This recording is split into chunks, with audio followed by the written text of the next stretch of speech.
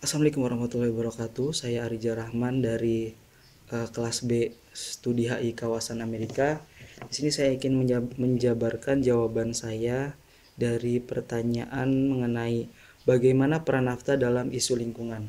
Sebelumnya di sini saya akan membagi pembahasan dalam tiga konteks, yakni pertama dari konteks sejarahnya bagaimana isu lingkungan ini akhirnya menjadi perhatian dari negara-negara yang tergabung dalam NAFTA tersebut, dan yang kedua adalah mengenai institusi yang ada di NAFTA yang fokus terhadap isu-isu lingkungan, dan yang ketiga adalah mengenai semacam studi kasus bagaimana NAFTA merespon isu-isu lingkungan yang telah ada di kawasan Amerika Utara tersebut. Dalam historical konteks di sini, pertama saya ingin membahas bahwa sebelum NAFTA terbentuk ini, pertama-tama telah ada perjanjian perdagangan bebas antara Kanada dengan Amerika Serikat atau yang dikenal dengan CUFTA, Canada United States Free Trade Agreement. Nah, perjanjian ini pada dasarnya memiliki dampak positif terhadap perekonomian kedua negara tersebut. Seperti diakibatkan karena semakin intensnya interaksi perdagangan antara kedua negara tersebut, maka implikasinya adalah kemajuan ekonomi dari negara-negara yang berdagang tersebut.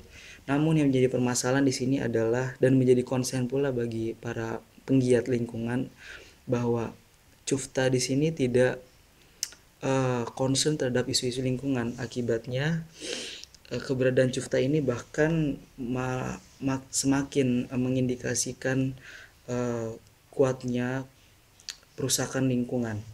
Ada 4 sektor perusahaan lingkungan yang dicatat oleh organisasi tersebut, bahwa pertama polusi air di Great Lakes, yang dicatat bahwa disebabkan karena mayoritas industri yang berkembang di kawasan tersebut tidak memiliki sistem regulasi penangkalan polusi dan sebagainya, sehingga seperti di kawasan Minnesota atau di kawasan Wisconsin dan sebagainya, polusi dari yang ada di Great Lake ini sangat mengkhawatirkan bagi rakyatnya. Yang kedua adalah polusi hujan asam. Terciptanya hujan asam di kawasan selatan Kanada dan utara dari Amerika Serikat, akibat dari lagi-lagi polusi industri. Dan kedua adalah kerusakan ozon yang sama sebabnya akibat polusi industri. Dan yang ketiga adalah dampak dari pembuangan limbah berbahaya dari industri-industri yang ada yang terus meningkat diakibatkan oleh keberadaan CUFTA. Dalam organisasi seperti Sierra Club, World Wildlife Federation, dan Environmental Defense Fund menegaskan bahwa keberadaan pembuangan limbah berbahaya ini sebenarnya hanya bisa ditampung oleh negara-negara kawasan seperti Kanada atau Amerika Serikat, hanya mampu menambang sekitar 1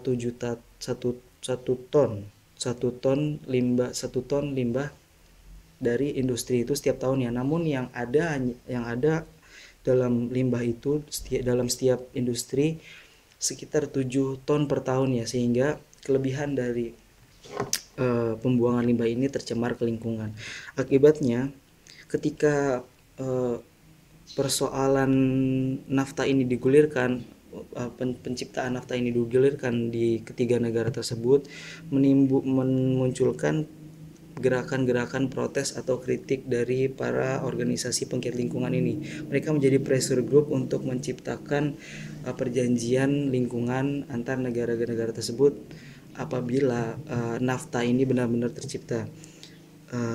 Mereka juga melihat bahwa ketika perluasan keanggotaan seperti bertambahnya Meksiko, itu hanya akan menambah pencemaran udara di kawasan Amerika Serikat, karena mereka melihat bahwa Meksiko ini tidak memiliki hukum yang mengikat atau hukum yang sangat concern kuat terhadap lingkungan, tidak seperti Amerika atau Kanada yang agak lebih kuat menurut mereka. Sehingga apabila bertambahnya keanggotaan ini tidak dibarengi dengan fokusan terhadap isu lingkungan, maka akan membahayakan lingkungan itu sendiri, karena mereka melihat bahwa ada kesinambungan antara ekonomi dengan lingkungan, karena ketika ekonomi ini semakin meningkat yang ditandai dengan semakin maraknya eh, alat-alat produksi seperti industri dan sebagainya, maka hasilnya adalah maka dia memiliki hasil pula di sisi lain sektor pembuangan seperti polusi tadi atau limbah dan sebagainya, dan itu dampaknya adalah terhadap lingkungan. Maka semakin meningkat industri-industri, semakin meningkat pula bahaya dari ancaman lingkungan. Maka dari itu, untuk merespon dari tekanan-tekanan dari pressure group tersebut, di sini Bill Clinton menginisiatifkan untuk membentuk perjanjian lingkungan di antara negara-negara NAFTA tersebut. Sehingga di sini nanti kita lihat apa sih tujuan dari pembentukan perjanjian tersebut. Nah, perjanjian yang diinisiatifkan oleh Bill Clinton itu akhirnya disepakati dengan nama North American Agreement on Environmental Cooperation. Jadi di sini perjanjian ini ditujukan untuk mempromosikan pasar bebas yang juga fokus terhadap isu lingkungan, sehingga penciptaan peningkatan dari kemajuan liberalisasi perdagangan dan ekonomi ini nantinya akan menciptakan pula peningkatan terhadap perlindungan lingkungan. Jadi di sini dengan adanya NAAEC ini diharapkan oleh para negara-negara yang terlibat dalam NAFTA tersebut meningkatkan pula concern dari mereka terhadap isu lingkungan. Selanjutnya, untuk merealisasikan dari ide NAAEC ini, para pemangku jabatan di ketiga negara tersebut membentuk komisi yang dinamakan North American Commission for Environmental Cooperation. Nah, di sini NAACEC ini memiliki struktur kelembagaan tersendiri sebagai tujuan untuk memberikan ketegasan dalam memperhatikan aspek-aspek lingkungan.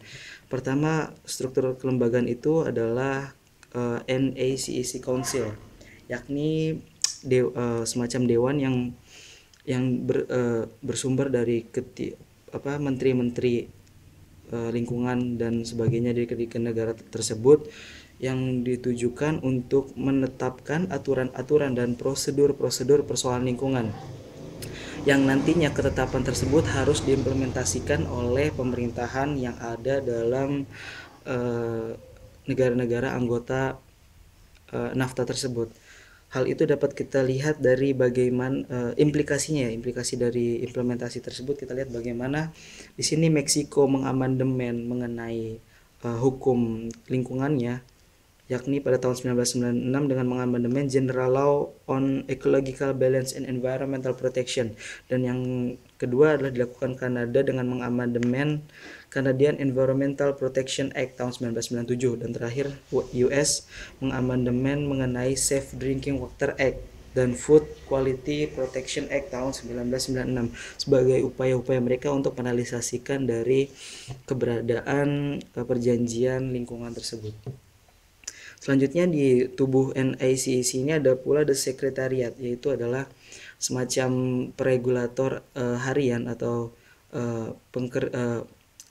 penjalan dari organisasi harian ini untuk melakukan hal-hal seperti melaporkan isu-isu lingkungan yang ada atau melaporkan kondisi lingkungan yang ada di negara-negara anggota kawasan, serta untuk memberikan masukan-masukan terhadap konsil tersebut. Dan juga ada yang namanya komite penasihat, hal sama dengan sekretariat, cuman bedanya mereka adalah perwakilan saja untuk dimintai masukan-masukannya untuk membentuk regulasi yang lebih konkret terhadap isu lingkungan.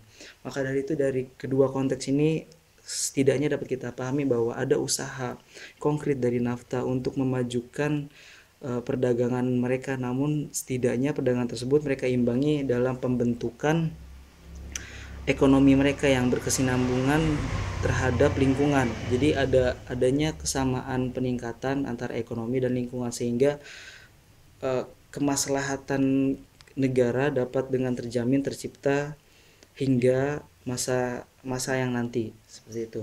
Nah, terlanjutnya di sini saya akan menyajikan mengenai studi kasus bagaimana respon NAFTA terhadap isu lingkungan ada.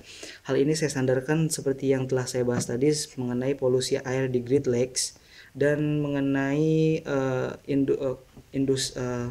komplek industri di Meksiko, ya ini Maquiladora. Pertama, Great Lake ini ketika sebelum adanya NAFTA sangat lemah peregulasiannya atau pengawasannya terhadap lingkungan di sekitar kawasan tersebut. Hal itu ditandai dengan semakin memburuknya kondisi air di kawasan tersebut yang tercemar dan sebagainya oleh merkuri atau toksik atau sebagainya yang disebutkan dalam laporan organisasi-organisasi tadi. Nah, maka dari itu dengan kedatangan NAFTA ini yang membawa perjanjian lingkungan pula dalam NAACP ini, negara-negara yang bersangkutan dalam aspek peningkatan ekonomi tadi harus bertanggung jawab terhadap lingkungannya. Hal itu dapat kita lihat dari bagaimana pembentukan Binational Toxic Strategy oleh Kanada dan US sebagai bentuk tanggung jawabnya terhadap aspek lingkungannya. Mereka melakukan kerjasama bilateral dengan melakukan normalisasi air di Great Lake tersebut, karena Great Lake ini setidaknya menjadi sumber minuman dan sumber air yang besar lah bagi kawasan Amerika Serikat dan Kanada. Bukti nyata keberhasilan tersebut adalah tanggal 1997 ketika The Secretariat dari NAACP ini melakukan pengecekan terhadap kondisi air di sana, dan ada laporan dari salah satu organisasi lingkungan bahwa mereka menyebutkan bahwa air di lingkungan ini tidak sesuai atau masih terkena polusi namun laporan tersebut ditolak oleh anggota The Secretariat karena mereka melihat bahwa indikasi-indikasi yang mereka tetapkan sesuai dengan kebersihan dari air yang ada di Great Lake, sehingga laporan tersebut ditolak oleh The Secretary Council dari NAACP. Selanjutnya adalah mengenai Maquiladora. Maquiladora ini adalah merupakan zona industri bebas tarif yang ada di Meksiko yang ditujukan untuk menstimulasi perekonomian dari Meksiko. Namun efeknya seperti CUFTA tadi malah merusak dari lingkungan kawasan Meksiko tersebut, bahkan dampaknya sampai terkena pada Texas, Amerika Serikat. Akibatnya di sini ketika NAFTA terbentuk tahun 1994 dan CUFTA dan NAACP ini terbentuk, maka mulai terbentuk kerjasama antara Meksiko dengan Amerika Serikat untuk menghadapi polusi yang dihasilkan oleh industri-industri yang ada. Dan Amerika Serikat di sini menekankan untuk peningkatan kualitas hukum dari Meksiko agar bisa meregulasi dengan baik dan konkret permasalahan yang terjadi di Maquiladora. Ya, mungkin sekian itu pembahasan yang saya sampaikan mengenai bagaimana peran NAFTA dalam isu lingkungan. Kesimpulannya adalah NAFTA concern akibat dari adanya tekanan dari pressure group dan sistem kemasyarakatannya, sehingga pemerintahan yang ada concern pula terhadap isu lingkungan. Dan akhirnya kita pahami adalah negara maju tidak hanya fokus pada perekonomian, namun juga bagaimana memaslahatkan setiap sudut dari negaranya tersebut. Meskipun kita lihat bagaimana Amerika sekarang mencaplok negara-negara di luar kawasannya untuk mengkeruk sumber daya dan sebagainya, terlepas dari itu mereka tetap fokus untuk mempertahankan keadaan sistem lingkungannya agar tetap kemaslahatan. Dan ini perlu kita pelajari agar kita mampu dengan tegas membentuk suatu hukum agar perekonomian yang diajukan pemerintah tidak hanya selalu pada aspek-aspek peningkatan ekonomi dan pembangunan, tapi juga fokus pada isu lingkungan. Sekian dari saya. Assalamualaikum warahmatullahi wabarakatuh.